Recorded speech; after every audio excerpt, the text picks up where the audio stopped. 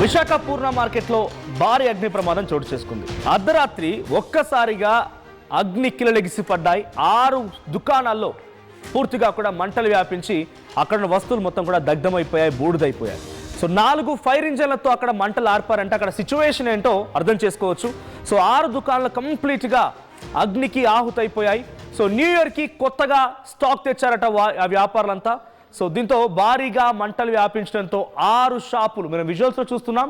So new year celebrations కోసం అని అక్కడ ఇతరత్ర న్యూ ఇయర్ సంబంధించినటువంటి కొన్ని మెటీరియల్స్, రంగులు కానివ్వండి, లేదంటే గ్రీటింగ్ కార్డ్స్, ఇతరత్ర మొత్తం వస్తువులు తీసుకొచ్చారు.